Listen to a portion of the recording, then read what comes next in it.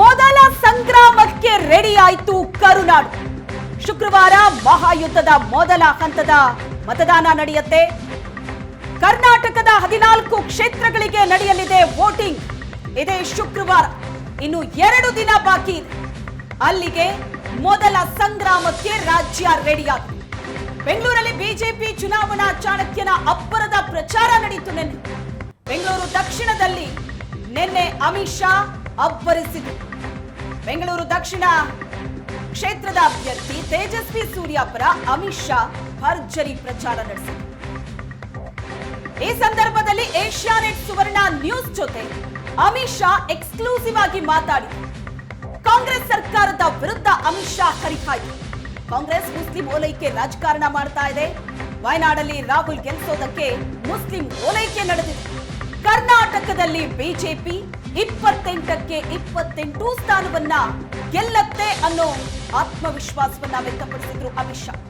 ನಿನ್ನೆಯ ಪ್ರಚಾರದಲ್ಲಿ ಸಾವಿರ ಸಂಖ್ಯೆಯಲ್ಲಿ ಜನ ಸೇರಿದ್ರು. ಎಲ್ಲ ನೋಡಿದ್ರು ಅಲ್ಲಿ ಜನವೋ ಜನ.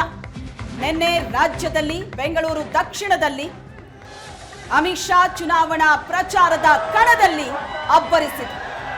ಮೊದಲ ಸಂಗ್ರಾಮಕ್ಕೆ ಕರ್ನಾಟಕ ರೆಡಿಯಾಗಿದೆ. ಕರ್ನಾಟಕದ 14 ಕ್ಷೇತ್ರಗಳಿಗೆ ಶುಕ್ರವಾರ ಮತದಾನ ನಡೆಯುತ್ತೆ. ಮೊದಲ ಹಂತದ ಮತದಾನ ನಡೆಯುವಂತಹ ಕ್ಷೇತ್ರಗಳಲ್ಲಿ ಈಗ ಬಹಳ ಅಬ್ಬರದ ಪ್ರಚಾರ ನಡೀತಾ ಇದೆ. ಅಮಿತ್ ಶಾ ನಿನ್ನೆ ಬೆಂಗಳೂರಿಗೆ ಬಂದಿದ್ರು. ತೇಜಸ್ವಿ ಸೂರ್ಯ ಪರ ಭರ್ಜರಿ ಕ್ಯಾಂಪೇನ್ ನಡೆಸಿದ್ರು. ಏಷ್ಯಾನೆಟ್ ಸುವರ್ಣ ನ್ಯೂಸ್ ಜೊತೆ ಎಕ್ಸ್ಕ್ಲೂಸಿವ್ ಆಗಿ ಮಾತಾಡಿದ್ರು.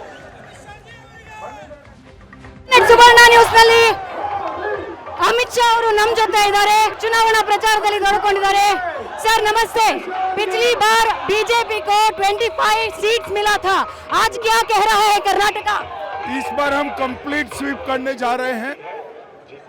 बीजेपी और कुमार स्वामी का अलायंस सभी की सभी सीटें स्वीप कर।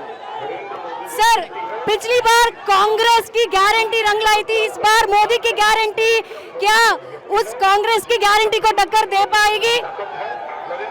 देखिए, टक्कर का कोई सवाल ही नहीं है।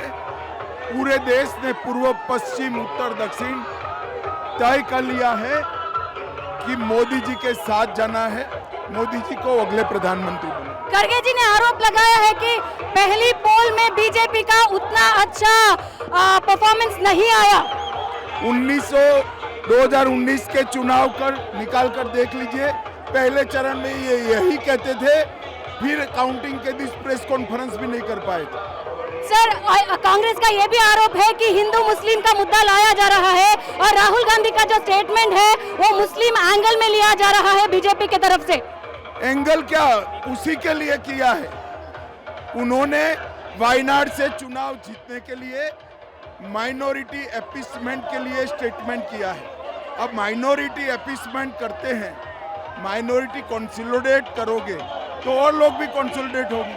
सर अमेठी और रायबरेली तक अब तक नाम घोषणा नहीं हुई, क्या आपको लगता है कि कांग्रेस इस बार पिछली बार से ज्यादा सीट जीत पाएगी?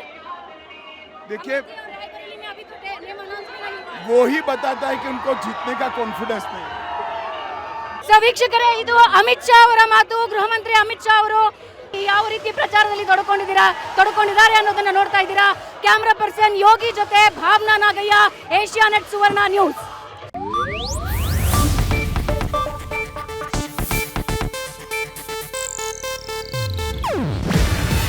ಇದು ಏಷ್ಯಾನೆಟ್ ನ್ಯೂಸ್ ನೆಟ್ವರ್ಕ್ ಪ್ರಸ್ತುತಿ. ನೀವು ನೋಡ್ತಿದ್ದೀರಾ ಏಷ್ಯಾನೆಟ್ ಸುವರ್ಣ ನ್ಯೂಸ್.